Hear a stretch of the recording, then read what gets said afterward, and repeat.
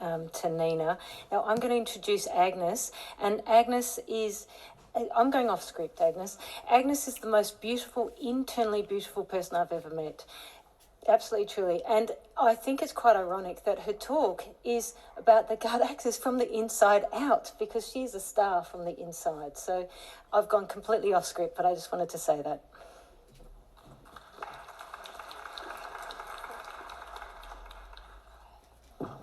Hello, and thank you, Liz. That's really beautiful. So what I'll talk about, I've got my other pal.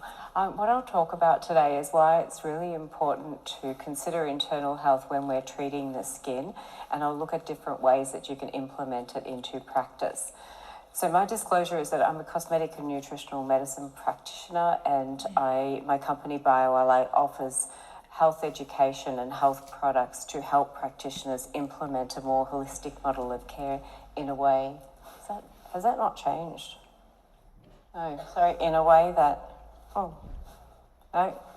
in a way that's appropriate in our setting, and it's also streamlined. It was moving here, but it's not moving there. It was? Okay. I'll wait. Actually, I can tell you. So what I'm going to talk about today, I won't be talking about my products, but we're going. So what I'll talk about today is how my interest in nutrition began and how my practice has evolved. I will look at the science that really highlights the importance of internal health in our setting, because I think you really need to understand the why, and I also think that the science is just fascinating. And I will finish up by going through some of the challenges you might face and tips on how to make the process easier, or the path easier. So my interest in nutrition began in my early teens when I started to experience a number of internal and external symptoms, but I have to say it was the external ones that really motivated me to look for solutions. And I turned to nutrition, and this was back in the days of the high carb, low fat food pyramid and calories in, calories out paradigms that we now know were very flawed, and they certainly weren't helping my cause. It was about 20 years before I had my diagnoses, and I'm actually glad it took that long, because during that time, as I went through my undergrad and medical degree, I researched and implemented a whole lot of dietary techniques and interventions, and I found that when I removed processed food from my diet, my symptoms resolved. So by the time I finished my GP fellowship, I knew I wanted to help patients do the same, and I went straight into cosmetic and nutritional medicine. So my patient demographic has always been largely made of middle-aged women. This is one of my very first patients, and they present with cosmetic concerns, but they almost always are struggling with other symptoms like fatigue and brain fog and weight gain and cravings, and that points to something underlying. So in the beginning, I would treat them cosmetically, and then for those who wanted a more holistic approach, I would then do further consultations, and I would develop nutrition plans that were personalised with regards to macronutrients and calories. It was usually to help them lose weight, and then I'd refer for tests and some general pathology, sometimes functional medicine tests, and then based on those results and also on the symptoms that they were experiencing, I would then recommend targeted nutrients. And by that I mean, if they had gut issues, I'd recommend prebiotics and probiotics, so that it was targeted to the system that appeared to be the main issue. And my patients lost weight, and almost all of their symptoms would resolve and they'd feel much better, but they struggled with cravings, and this meant that eventually almost everyone reverted back to their baseline health. So I kept doing more training, more formal training, but more so reading the research, because it's quite amazing, and I would update my plans. So my goal was ultimately to help them get off that vicious diet cycle. So about 15 years ago, research into nutritional and longevity medicine really started to take off, but in the beginning it was very disjointed. So it took me a little while to put all the pieces together, and about 12 years ago there were a couple of things that I learned that changed my approach. The first one is that targeted treatment manages symptoms, but it doesn't manage the underlying process that are causing the condition or the symptoms. So these are the processes here in the centre. The other thing is that these disruptions cause widespread disruptions, and they can present with, they often present with aesthetic signs and symptoms, and that occurs through the gut-brain-skin axis, which I'll talk about in a couple of slides. And finally, I learnt that nutrition needs to be much more personalised than just macros and calories, and supplements need to support basic cell functions and address all of these processes all at once in order to see a long-term resolution. And one of the reasons why this is a lot more effective is because when you improve these processes, when you address these processes, you're changing the signals from the body to the brain, which helps the brain work better, which helps people make better decisions and decisions that are more consistent with their goals. So I now very rarely see patients revert back to baseline. So I'll look at the science that supports this approach in our setting. The reason why nutrition is so important is because with each meal we're changing the microbiome, and we now know that the microbiome is central to health.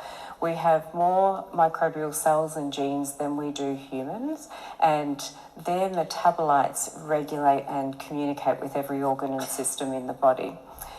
So our healthy microbiome rely on dietary fibre to survive. They actually have 100,000 genes for that role, for the digestion of dietary fibre, whereas humans only have 17.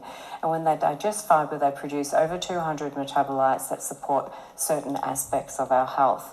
In the gut, they maintain the integrity of the gut wall and regulate immune cells to produce an anti-inflammatory response, which, along with healthy microbial metabolites, is transmitted through the bloodstream to distal organs, where it regulates metabolism and glucose control and hormonal balance and neuroendocrine function and all aspects of brain health, and also maintains skin homeostasis. This is how they communicate with keratinocytes and fibroblasts and the skin's immune and microbial cells.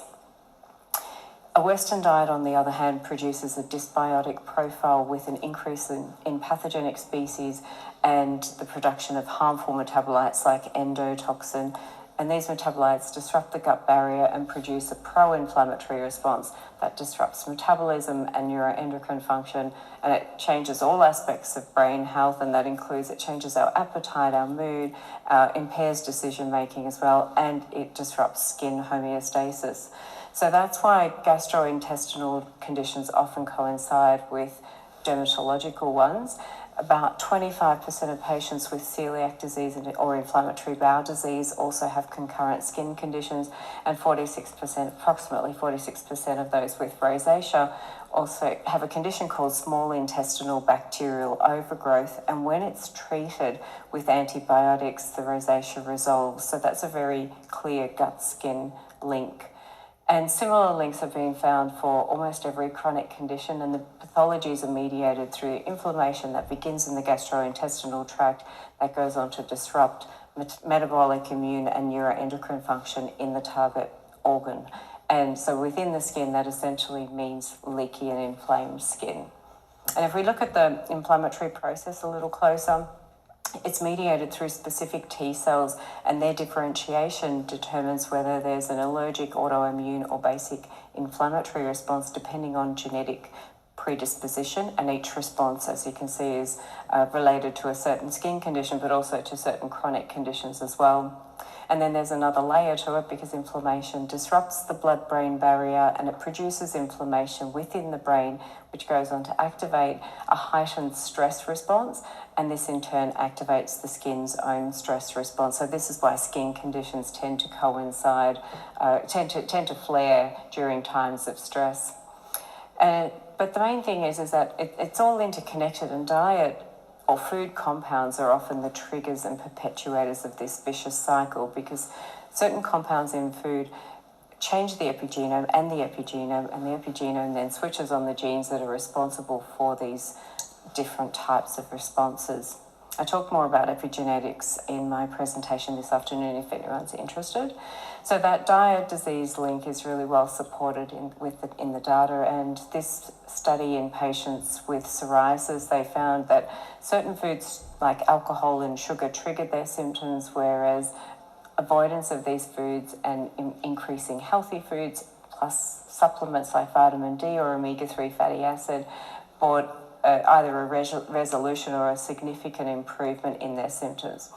So processed food affects everyone, whereas there are also many people who are affected by certain healthy foods, and that's because we all have a different baseline microbiome and epigenome, and this means that our immune responses to certain food compounds and our metabolic and hormonal responses to different dietary techniques will vary, and these are the factors that need to be personalised.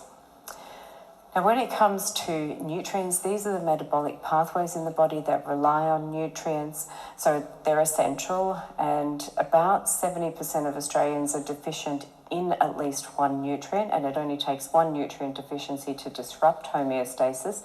So if a patient has long-standing symptoms, it's a good indication that their diet isn't supplying the right nutrients to support these pathways, and supplementation is really beneficial, at least in the short term, while the patient is optimising their diet and lifestyle.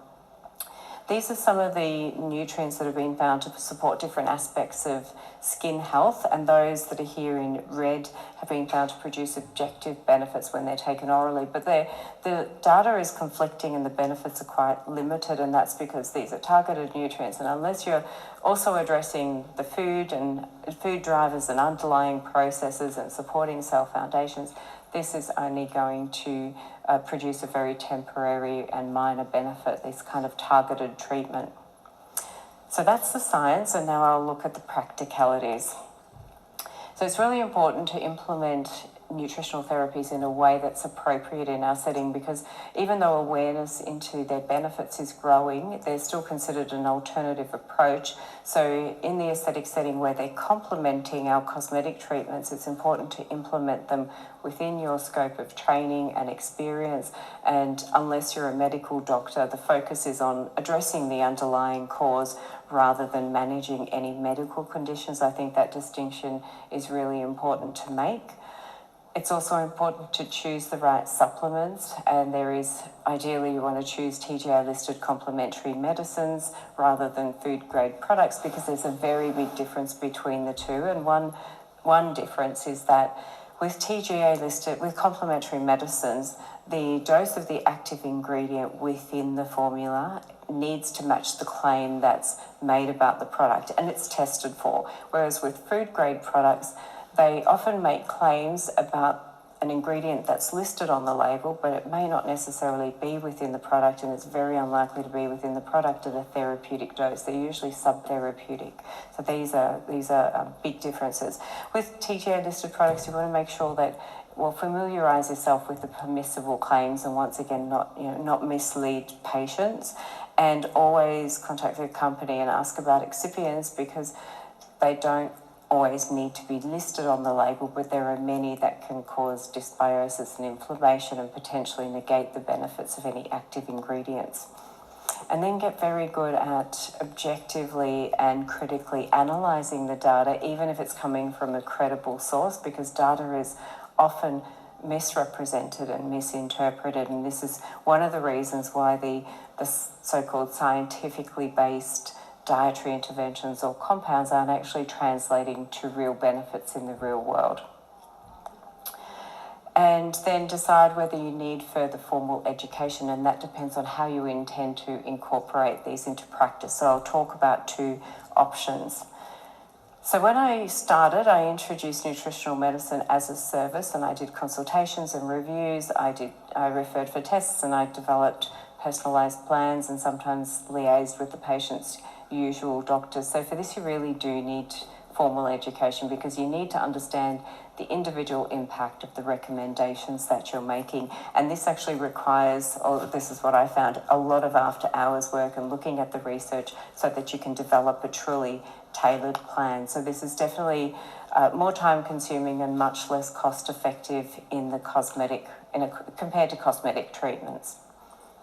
If you introduce them as products, you just do that as you would any retail product. So you don't need formal training, but you do need to understand how and why they work and feel confident discussing them with your patients. and choose the right supplements and potentially even have an anti-inflammatory food list ready to go, either printed or to email whenever a patient purchases one. And so obviously you don't need additional consultations for this. So this is definitely the more time and cost effective of the two. So about 8 years ago, I changed I needed to simplify my approach because I was spending a lot of after hours work. And so what I did is I started to streamline the protocols, and that way I was able to modify them at the back end as new research comes to light, and I continue to do that. So I now have them in an online system where the patient's needs are identified through a health questionnaire, and these personalised plans come with a full online program with educational materials and videos to help guide them through each stage, so that consultations are optional.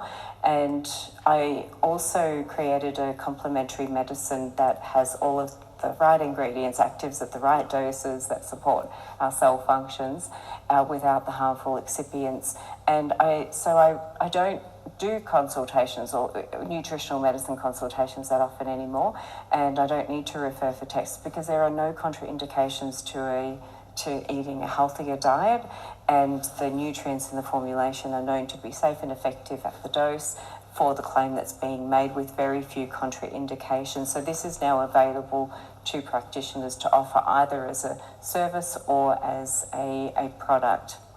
So with this approach, what I found is that regardless of what the patient presents with, they either saw a complete resolution of their symptoms or a significant improvement, and some were even able to come off medications that they'd been on for many years. And one of the reasons is because when you're addressing the underlying cause, then sometimes the Band-Aid just is needed. So I hope that's given you a better understanding as to why it's really important to incorporate internal health in our setting, and I hope you now have a better idea, or have an idea of how you might like to introduce it into practice. Thank you.